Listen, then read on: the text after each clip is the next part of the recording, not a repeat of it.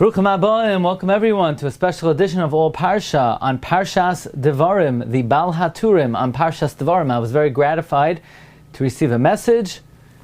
Could we please put back the Shiurim on the Bal Haturim on the Parsha? Last week we were away, and I'm very gratified that the absence was noticed. So let's get right back into the Bal Haturim on the Parsha. I'd like to present to you today 7 offerings of the Bal Haturim, 6 in this Parsha, and 1 relevant one in Parshas Re'eh. Let's begin with the opening comments of the Bal Haturim on the Parsha. Eila HaDevarim. The Gemara often darshans that if you have one word but the word has an extra part, that part is also significant. So we darshan, the Bal Haturim darshans, Devarim, HaDevarim, Eila HaDevarim. All these 3 aspects can be expounded upon. This, says the Bal Haturim, is a remez to the 3 times that the Torah was taught to the Jewish people. It was taught at Sinai, at Har Sinai. It was repeated in the Ohel Moed, and then it was thrice repeated Be'arvos Moav in the plains of Moav. This is indicated by Devarim, HaDevarim, Eila HaDevarim. Interestingly, these 3 times the Torah was taught to the Jewish people has halachic significance. We know there's a mitzvah of Shnayim Mikra V'Echad Targum, Chayv Adam Likrois Lahashlim Parshiyosav Im HaTzibor. One is obligated to finish their parshios, to be maver sedra every week. The lashon of the Gemara is La'olam Yashlam Adam. A person should always do it, which sounds like it's recommended. However, if you look in the Torah says tzarech, you need to, and the Mechaber and the Shulchan Aruch says chayev, it's an obligation. And the Gemara promises that one who performs this mitzvah will be vouchsafed long life ba'olam hazeh uva'olam haba. Now, what's the reason for this mitzvah that the Torah should be reviewed 3 times? And the Aruch HaShulchan writes in Siman Reish Pei that it corresponds to the 3 times the Torah was taught to the Jewish people. At Har Sinai, Ba'arvos Ohel Moed, and Ba'arvos Moav.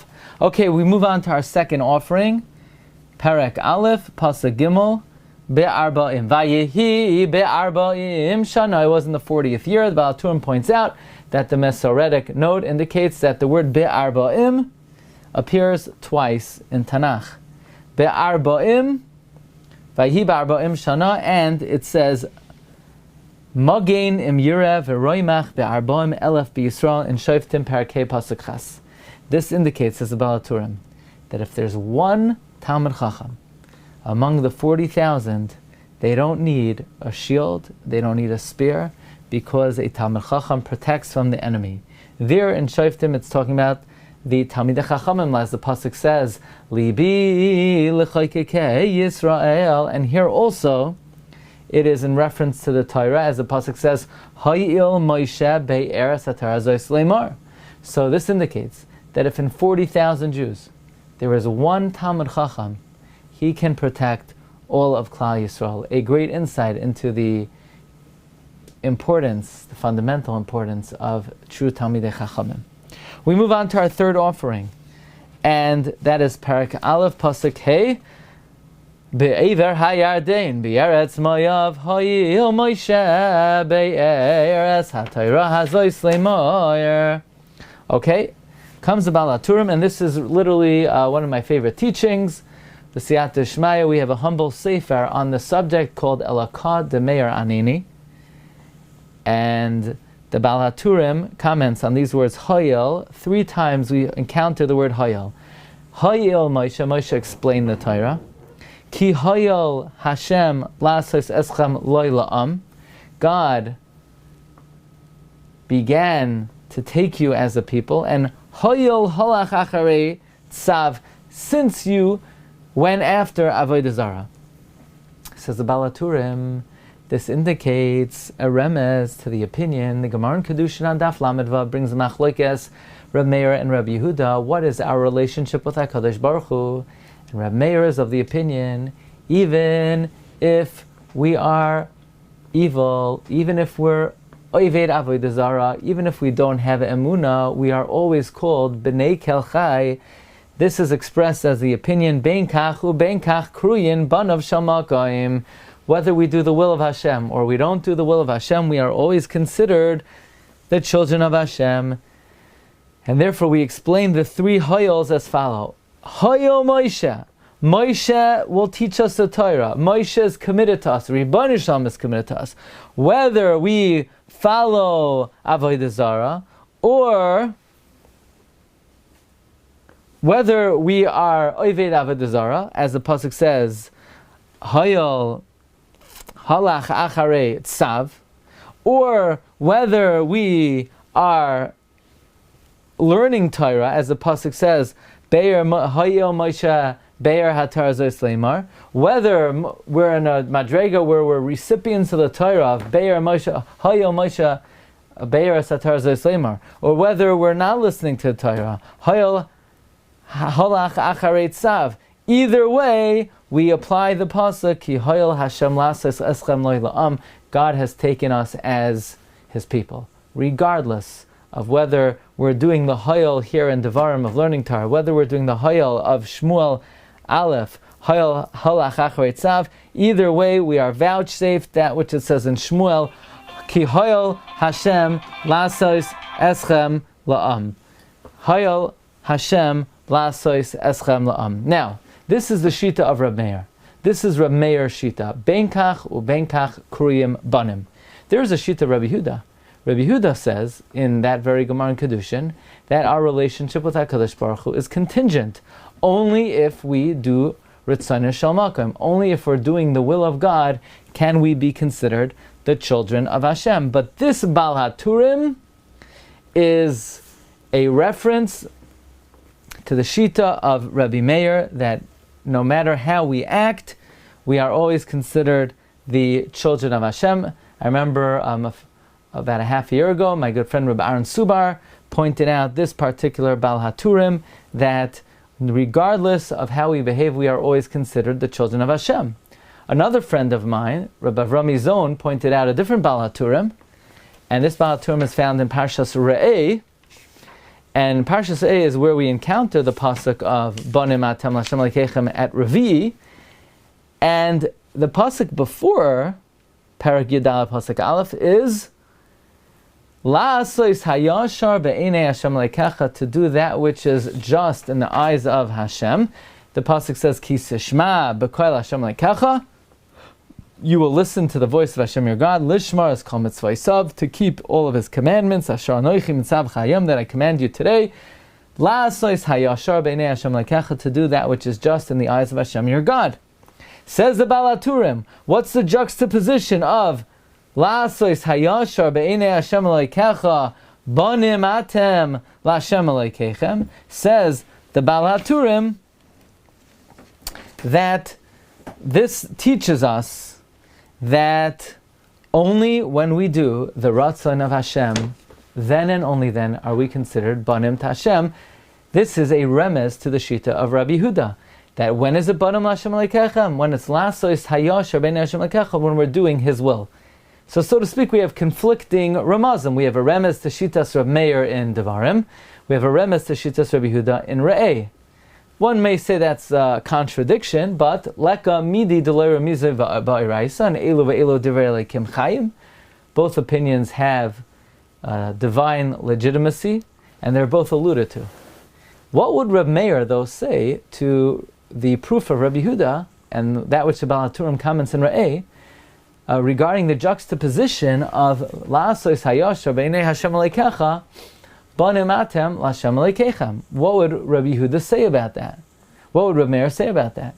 So I saw in the Merkevas HaMishnah, in the Merkevas HaMishnah's commentary to the Sifri, he says an amazing idea.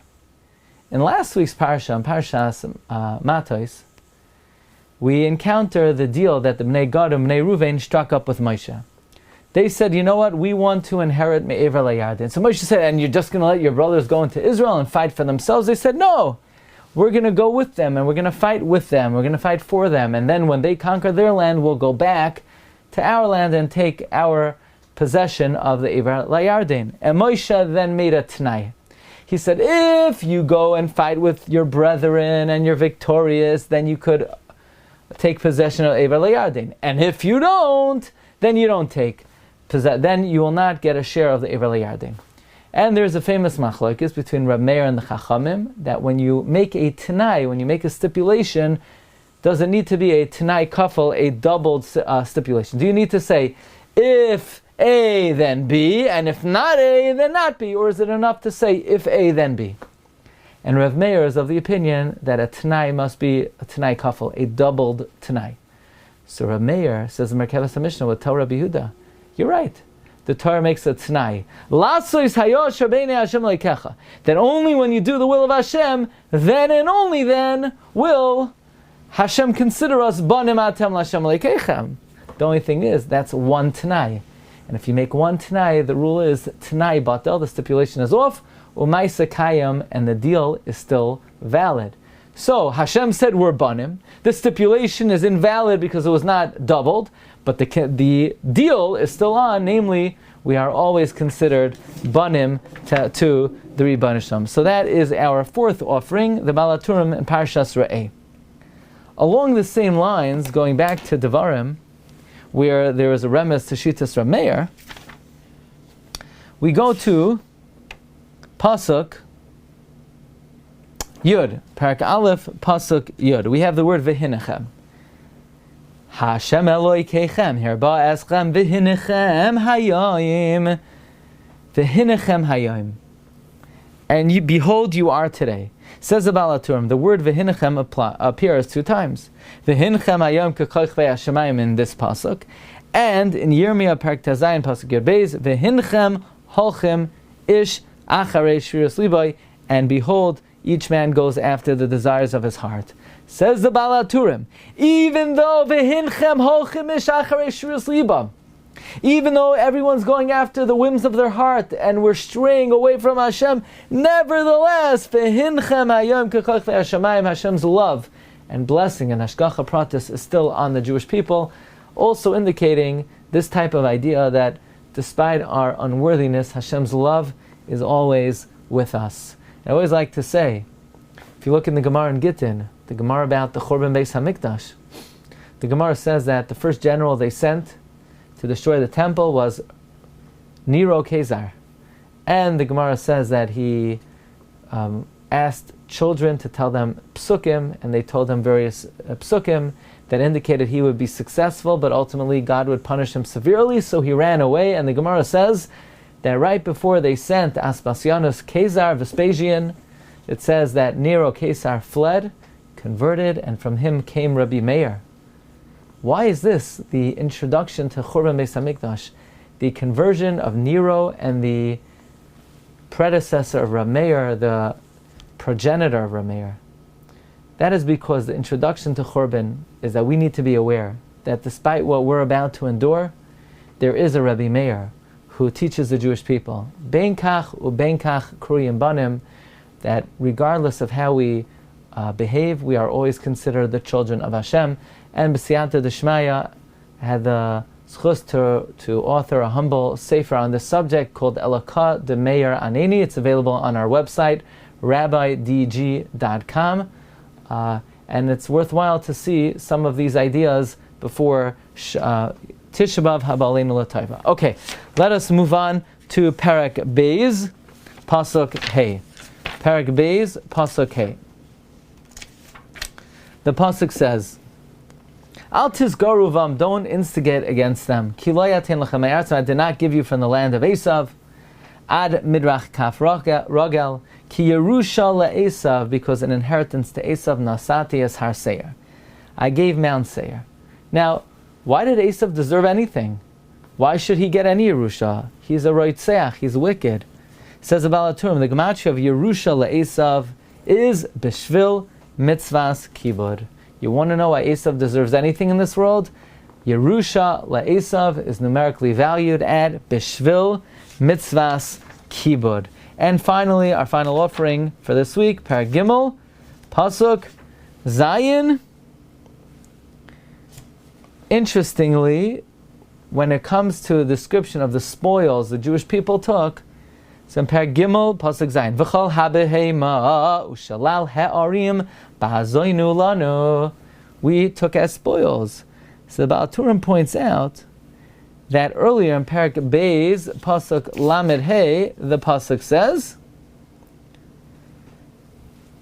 Rak habehema bazaznu lanu ushalal ha'arim asher lachadnu. It says the word bazaznu. Why here bazoinu? It says about Haturim. Originally it was bazoiznu. We took it as spoils. But they ended up having so much spoils. And it became so overbearing that it was lowly and disgraceful in their eyes. Originally it was chaviva be'inayim. When you have bounty, when you have harvacha and extra, it's enjoyable. But excessive is always bad. Even excessive riches and excessive goodness, too much is always bad. As Chazal say, toiv ma'oid, vayar lekimas kal asharas, v'hine toiv ma'oid, ma'oid is maves.